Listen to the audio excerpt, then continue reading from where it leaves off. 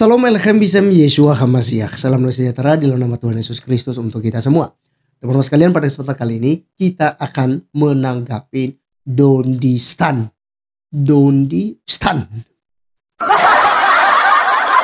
Ya, jadi Dondistan ini kan teman-teman sudah tidak lagi asing ya. Dia adalah penghujat kekristenan yang mencari-cari ya celah untuk menyerang keimanan kekristenan. Tapi Kristen tidak habis-habis. Kristen semakin hari semakin berkembang. Kristen semakin hari semakin dicintai oleh banyak orang, ya. Dan umat Islam banyak yang murtad masuk ke agama Kristen. Oleh karena siapa? Oleh karena Yesus Kristus Tuhan kita, sang kebenaran ilahi itu. Sekarang kita akan dengarkan ocehan daripada Dondistan dulu, ya. Berikut videonya. Hatiannya yang pelangi a gay Bible ya. Artinya keyakinan mereka terkait gender itu dibolehkan loh, gitu ya. Intinya seperti itu. Iya, betul. Kenapa mereka membuat Bible khusus untuk budak-budak kulit hitam di daerah Amerika Latin? It was published for the purpose of limiting education and information and maintaining control of population. Ngeri. Agama apa yang pertama kali mengajarkan untuk membebaskan budak? Islam. Walaupun bertahap ya. Iya. Dengan menunjukkan seperti ini, bisa kelihatan bahwa di dalam Bible itu bisa dijadikan buku untuk audiens tertentu gitu. Isinya bisa diubah sesuaikan gitu. Gak cuma dikurangin pasalnya, tetapi isi ayatnya juga bisa diatur gitu. Anda melihat bahwa Ya, teman-teman sekalian, itulah ya yang disampaikan Dondistan, dan ini fitnahan yang sangat keji ya, yang dilontarkan oleh mereka, dan mereka ini bebas teman-teman sekalian. Mereka mau ngomong apapun terkait tentang kekristenan itu bebas sebebas-bebasnya. Tidak ada hukum yang menjerat mereka. Karena hukum ya seakan itu berpihak di mereka. Karena ketika Kristen membahas ayat-ayat Al-Quran, ya kan? Oh, itu langsung itu dianggap sebagai penistaan agama. Tapi ketika mereka, oh itu dakwah. Ya, jadi itu yang terjadi selama ini. Dalam pernyataan Dondistan tadi, ada 3 hal yang kita perhatikan. Ya, ada 3 hal yang kita perhatikan. Yang pertama, teman-teman sekalian, dia katakan bahwa Bible itu, ya, atau ajaran kekristenan itu diperbolehkan gay atau tentang gender begitu ya. Jadi ada hubungan homo atau lesbian gitu ya, itu diperbolehkan ya, kurang lebih seperti itu maksud dan tujuan daripada Dondistan dan temannya si botol itu ya, begitu kawan-kawan. Yang kedua, pernyataan yang kedua adalah orang Kristen itu membuat kitab khusus buat budak ya, khusus kulit hitam di Afrika Latin katanya ya. Jadi dengan demikian bahwa ternyata Alkitab itu bisa diedit-edit ya, bisa diubah-ubah sesuai dengan audiens tertentu, kata Dondistan kawan-kawan sekalian ya. Jadi bukan hanya pasalnya yang bisa dikurangi, tetapi juga ayat-ayatnya, dan bisa diatur-atur sesuai dengan keinginan ya. Luar biasa fitnahan ini. Yang ketiga yang dinyatakan oleh Dondistan adalah bahwa Islamlah yang pertama kali mengajarkan pembebasan budak. Ya kan, nah nanti kita akan bahas hal ini teman-teman sekalian. Ya, kita akan membahas hal itu. Apakah benar yang dinyatakan oleh Dondistan? Maka kita akan bahas yang pertama, bahwa apakah Kristen memperbolehkan hubungan gay? Alkitab menerangkan boleh hubungan gay atau tidak? Jawaban kita langsung saja. Kita lihat 1 Korintus pasal yang ke-6 ayatnya yang ke-9 dan ke-10 ya. Alkitab mengatakan teman-teman sekalian, atau tidak tahukah kamu bahwa orang-orang yang tidak adil tidak akan mendapat bagian dalam kerajaan Allah? Jangan sesat, orang cabul, penyembah berhala, ya, orang berzina, banci, orang pemburit, pencuri, orang kikir, pemabuk, pemfitnah, dan penipu tidak akan mendapat bagian di dalam kerajaan Allah. Dan beberapa orang di antara kamu demikianlah dahulu, tetapi kamu telah memberi dirimu disucikan, kamu telah dikuduskan, kamu telah dibenarkan dalam nama Tuhan Yesus Kristus dalam roh Allah kita. Ya, jadi teman-teman sekalian, jelas dalam ayat 9 dikatakan bahwa jangan sesat, orang cabul, penyembah berhala, orang berzina, banci, orang pemburit, pencuri, orang kikir, pemabuk, pefitnah, dan penipu tidak akan mendapat tempat di dalam kerajaan sorga. Jadi jelas Alkitab melarang. Banci saja itu dilarang, teman-teman sekalian. Pemburit itu teman-teman sekalian, jangankan untuk yang sesama jenis ya, homoseksual tadi ya, itu pemburit itu sebenarnya, karena bukan tempatnya. Jadi itu nggak boleh. Dalam Alkitab itu dilarang keras, Donditan. Itu yang harus kau tahu. Jangan botol lah ya. Jadi jelas dilarang. Hubungan suami istri saja itu dilarang jika melakukan pemburitan.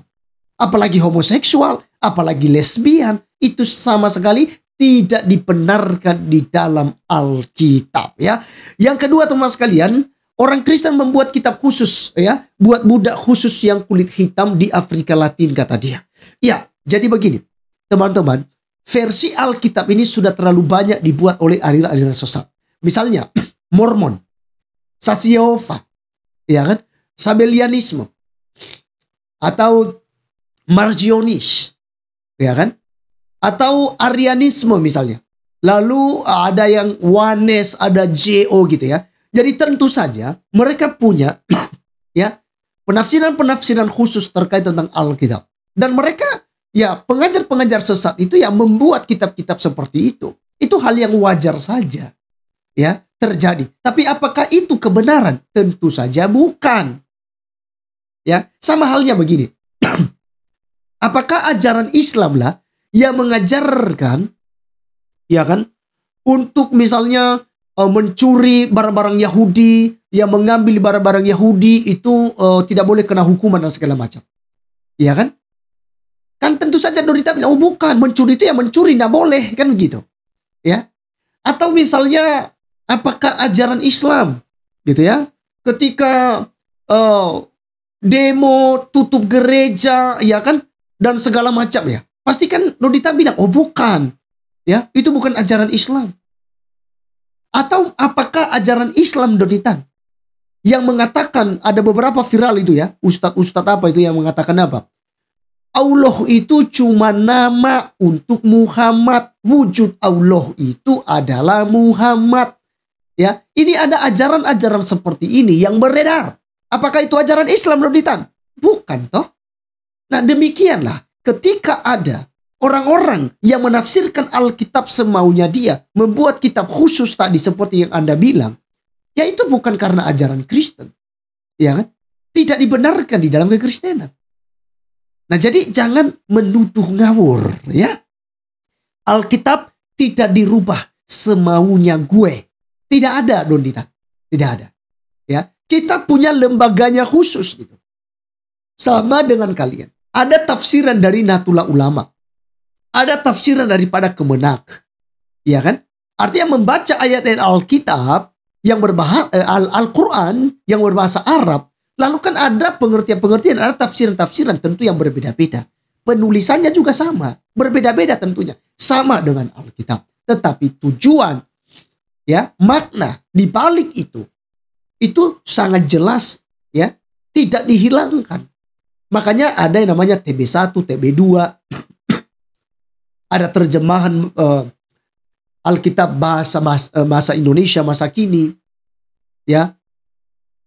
Ada Indonesia literasi Bible, ya, dan beberapa tafsiran-tafsiran yang lain. Jadi bukan bahasa aslinya yang berubah, tetapi gaya bahasa kita lah yang berubah. Jadi itulah yang direvisi adalah terjemahan. Karena terjemahan itu bertujuan untuk memudahkan pembaca mengerti makna di balik kalimat-kalimat firman Tuhan yang dari bahasa aslinya, baik Ibrani maupun Yunani.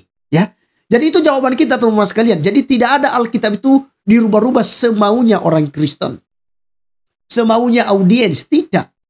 Kita sudah ada patokannya, Lembaga Alkitab Indonesia. Yang terakhir teman-teman sekalian, yang pertama kali membebaskan budak adalah Islam. Saya kira setiap agama bisa saja mengklaim bahwa dialah yang paling benar, dia yang paling betul. dalam hal ini, oke, tidak ada masalah ketika Anda mempunyai keyakinan demikian. Tapi ketika Anda membandingkan dengan agama Kristen, maka saya menjawab bahwa Alkitablah telah mengajarkan berulang-ulang kali tentang kesetaraan dan keadilan di dalam Alkitab, dalam hidup sesama manusia. Ya, di dalam Perjanjian Lama Allah seringkali memerintahkan bangsa Israel untuk memperlakukan budak dengan adil dan tidak menindas mereka. Ya, misalnya Anda melihat di kitab Keluaran, Imamat, Ulangan, itu membahas hukum ya tentang perlakuan terhadap budak. Ya, nabi-nabi dalam Perjanjian Lama itu juga mengajarkan ya supaya apa? Memperlakukan budak itu dengan baik. Bahkan ada kebebasan-kebebasan khusus yang diberikan. Ya, belum lagi ketika masuk dalam pengajaran Yesus. Pengajaran Yesus jelas, murni. Itu adalah perjanjian yang baru. Yang membebaskan budak. Yang membebaskan orang berdosa. Yang mengampuni dosa. Dan yang menyelamatkan setiap orang yang percaya. Jelas dalam kekristenan.